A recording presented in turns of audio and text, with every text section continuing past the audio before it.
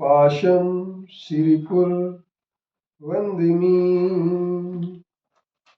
पाशं सिरिपुरवन्दिमि पत्रं यत्र विहायसि विपुले स्थातुं क्षणं नाक्षमम् तत्रास्ते गुणरत्नरोहणगिरि यो देवदेवो महान् चित्रं नात्र करोति कस्य मनसा द्रष्टापुरे सिरिपुरे सश्रीपार्श्वजिनेश्वरो विजयते दिग्वाशिषां शासनम् पत्र टिके न जहाँ अधर्मे गुण रत्नों का गिरिवर हो कितना विस्मय किसे नहीं हो चलो देख लो शिरपुर को देवों के भी देव पार्श्व जिन अंतरिक्ष में शांत रहे युगों युगों तक दिगंबरों का जिन शासन जयवंत रहे।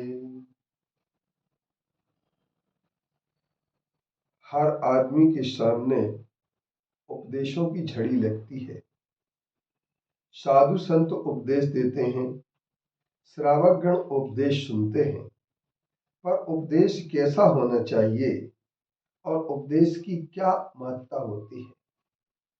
हमारे तीर्थंकरों ने भी जनमानस के लिए उपदेश दिया और हर प्राणियों के लिए उपदेश देने के लिए उन्होंने समूशरण सभा का इंद्र ने आयोजन किया और इंद्र के आज्ञा से कुबेर के द्वारा रचित समवसरण, जिस समवसरण का अर्थ होता है सम अवसरण इति समवसरण, अर्थात बराबरी का जिसमें अवसर सबके लिए प्राप्त हो।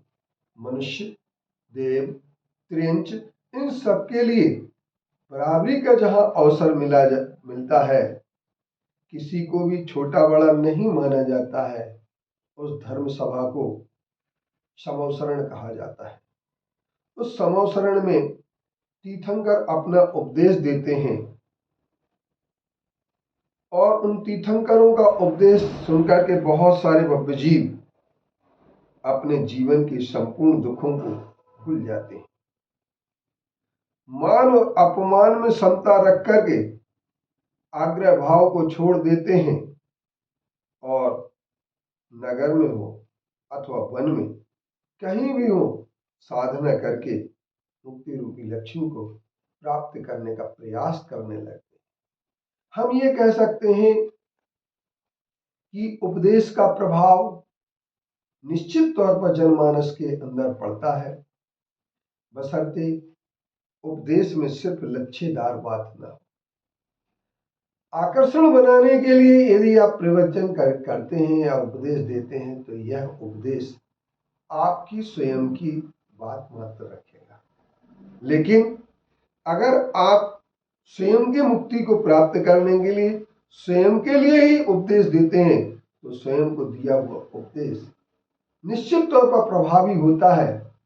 और जिस प्रवचन में मोक्ष और मोक्ष की मार्ग की बात न हो, आत्मा परमात्मा की बात न हो, भले और बुरे के कार्यों की विवेचना न हो, जिसमें सिर्फ यह न हो कि हमें क्या छोड़ना चाहिए, क्या ग्रहण करना चाहिए, सच्चे देव शास्त्र गुरु के स्वरूप को न बताया जाए, ऐसे प्रवचन निश्चित तौर पर बोझिल ही होते हैं। सिर्फ वो वक्ता की महिमा और वक्ता की वाक्पटुता की तारीफ करने के लायक तो होते हैं, किंतु वक्ता की वाक्पटुता की मात्र तारीफ करने से, वक्ता का व्यक्तित्व बड़ा करने से कोई भी व्यक्ति उनसे आत्महित की बात प्राप्त नहीं कर सकता है।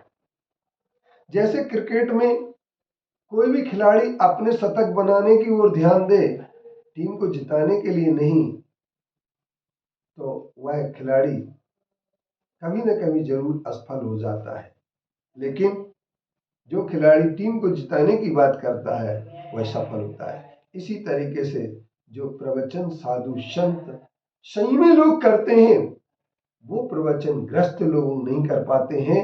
उसका कारण सबसे बड़ा यह है कि जो जीवन में स्वयं न उतार पाए और वह सिर्फ दूसरों के लिए प्रवचन दे, ऐसा उपदेश इष्टोपदेश नहीं हो सकता है। इष्टोपदेश तो वही होगा कि जो भव्य पुरुषों के लिए अच्छी तरह से अध्ययन करके आत्मज्ञान से सम्मान और अपमान दोनों में समता भाव स्थापित करने की प्रेरणा दे।